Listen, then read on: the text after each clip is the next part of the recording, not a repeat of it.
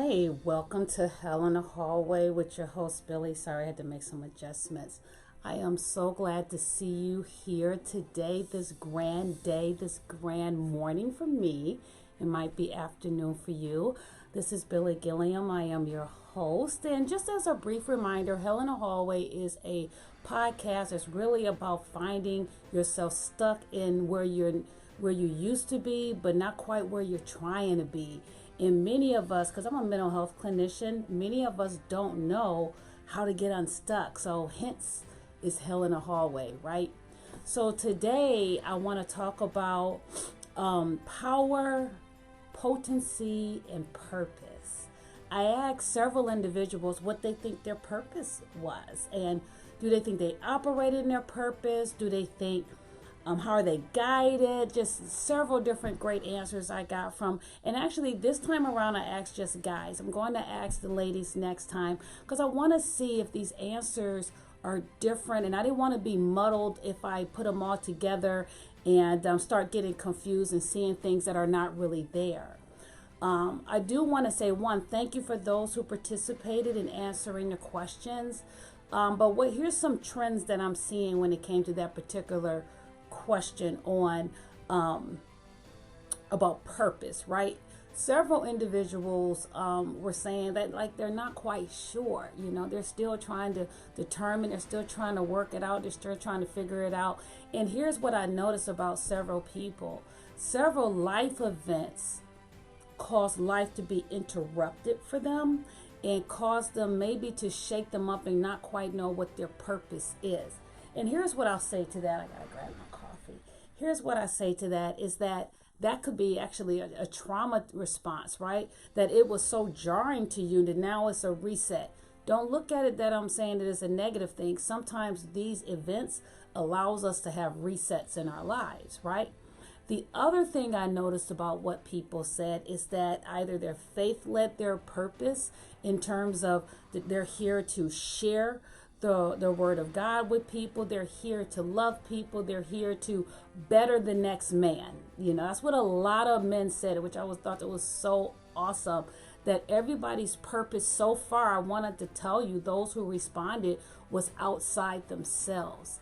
And I thought that was fascinating. Every man that I asked that question, it was a question of servanthood. And I want everyone to understand how significant that is, especially in the culture that we in. I have some other questions I'm going to ask regarding kind of what happening socially, and these questions may not be so popular, but they're necessary.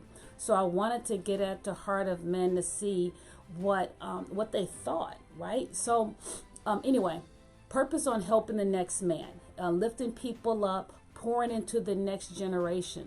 Now, the interesting piece that I got to consider is the age of the man that I asked. Most of those men were well within my age group, which I don't plan on telling you.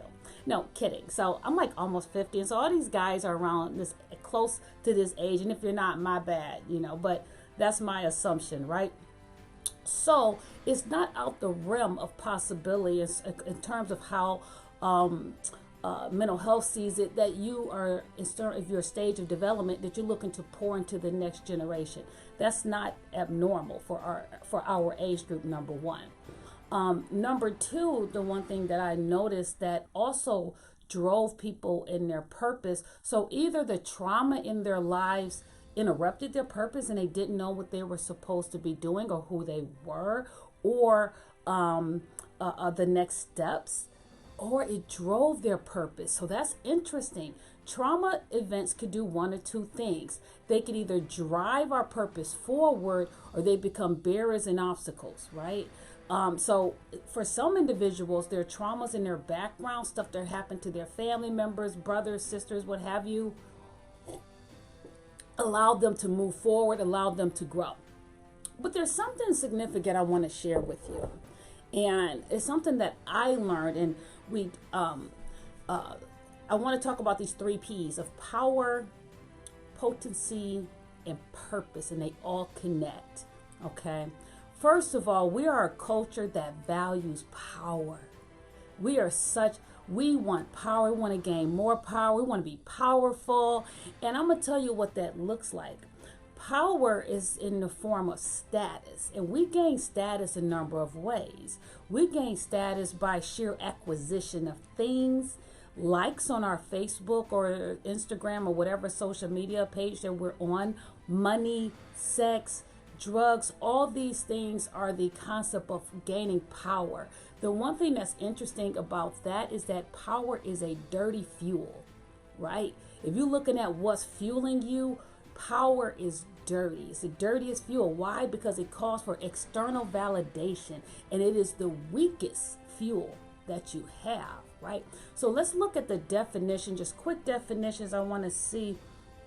Power is an ability to act or do, strength, vigor, might, especially in battle.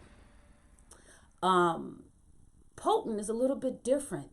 Able, powerful, Lord, master. That's interesting.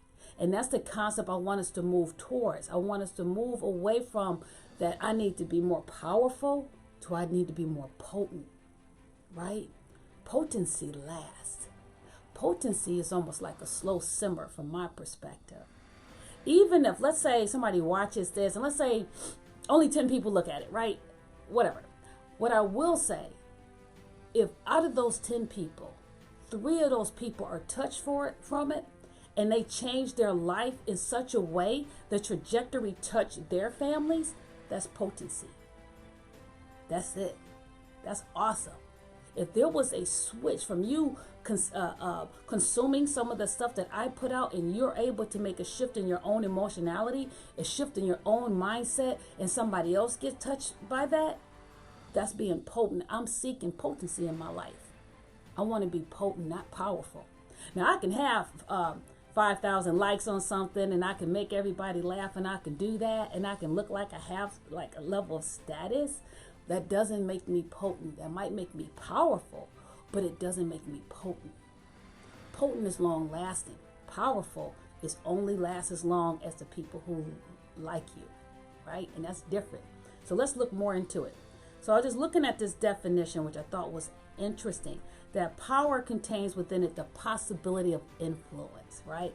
It always has to come from the outside. Power is not just an internal thing that drives up. Someone is giving you something. Potency comes from within, right? So let's look at this. I'm trying to scroll up.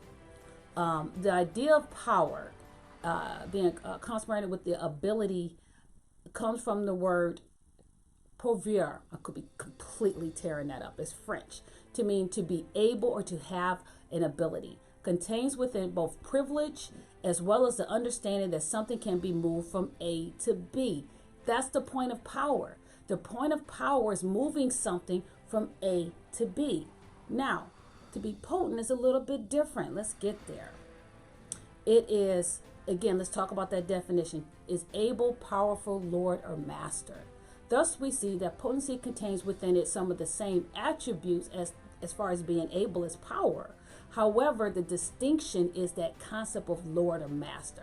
Now, am I here saying that you're going to be Lord of other people or master of other people? No, you're Lord over yourself. You're master over self. Now, what I need to make a very clear distinction, I do understand in terms of whatever your faith has to be is, you're saying that that is Lord over you. Absolutely.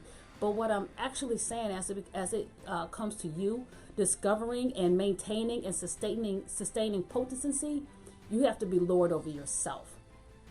So the difference is that it's not an issue of effort. It's not an issue of effort. I don't have to be potent. I don't have to push. I just have to be. See, power is about a doing of a thing.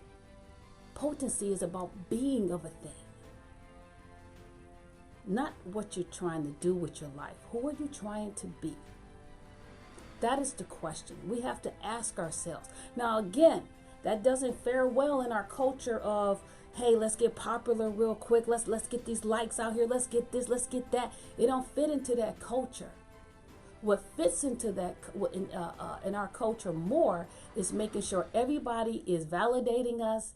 Everyone likes us. Everybody sees us. But the problem with being powerful is that people really don't see you. And honestly, you don't really see yourself. If you really want to be significant, it's being potent. That means not only do you see what's already within you. Potent is the root word of potential. Remember, is that others get to really see and really be touched by you. That's trajectory of change.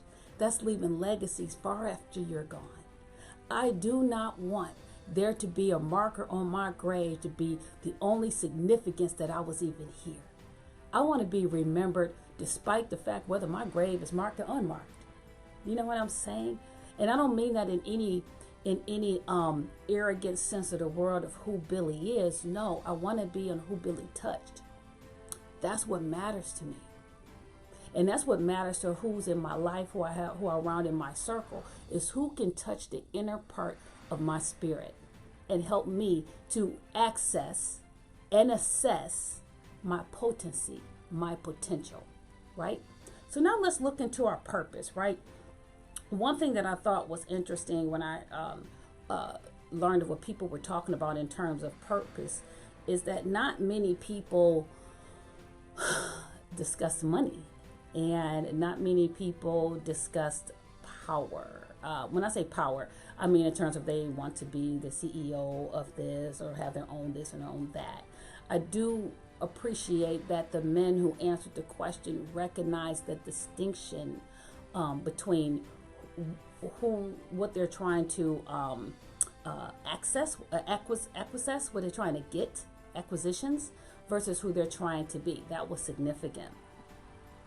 The one thing we have to recognize is that in order to get in touch with our purpose, we have to get in touch to our potency. That's really why I wanted to talk about that. I wanted us to make sure we understood that everything that who we are to be already exists within us, right? If you look at an apple seed, if you look at an apple has within it not just seeds, it have an entire orchard in it, because that seed plants another apple tree, which has more apples, which has more seeds. That is incredible to me. When you look at a seed from a tree, you're not looking at just the potential of a tree. You're looking at the potential of a forest that lives within that seed, because it creates another tree, which creates a forest, and it just goes on and on and on and on. And that's what you are. What is your seed of potency? What is it? Do some reflection work to determine what that looks like for you, because it is there, my friends. A lot of times what ends up happening, we will have our potential covered in what other people say we should do. Girl, you know you're good at that, you should do that. Oh, you know you're good at that, you should do that.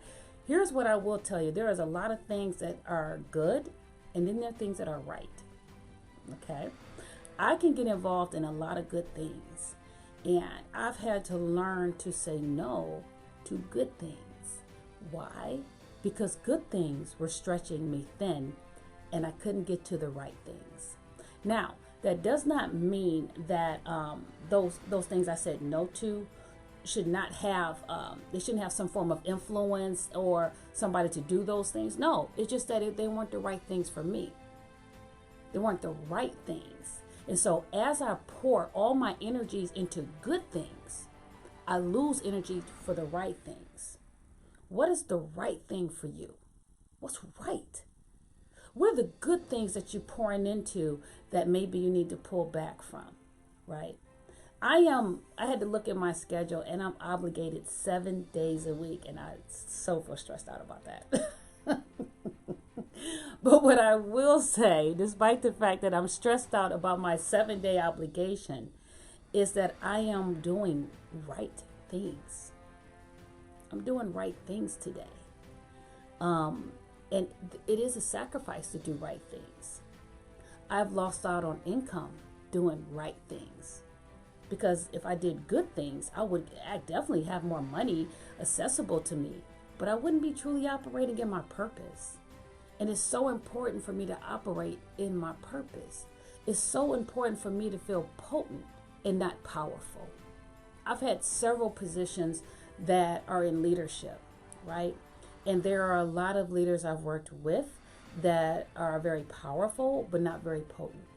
And there were a lot of leaders that I worked with that were very potent, but not powerful. And I've worked with a lot of individuals who were very potent, but weren't leaders.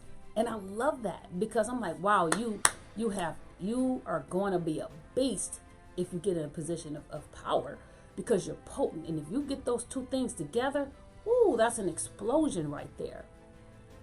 Are you potent? Potent is a state of being. Who are you trying to be? That's where honor, integrity, that's where love and development, trying to develop other people, comes from the desire to be potent. See, the desire to be power comes from a place of position. What do I have? What did I get? Who liked me? Who looked at me? Who recognized me as boss? People who have worked with me know that I have a way of thinking that there's a difference between being a boss and a leader. I do not seek to be anybody's boss. And if I have to be your boss, we have got a problem. I do seek to be a leader though. And I do seek to be a leader who have potency, meaning that as I pour into you, you pour into me, you grow and develop, you pour into others. That is what this is supposed to look like. That's how you create legacy. That's how you live forever. That's immortality, honestly. So as you are looking to discover your purpose, understand your potency first. Who are you? Who are you trying to be? Not just what you're trying to do. And next time, we'll look at ways to discover who you're trying to be. Thanks again for tuning in. I appreciate you. I so appreciate you. And hey, I will see you next time. Love you. Take care.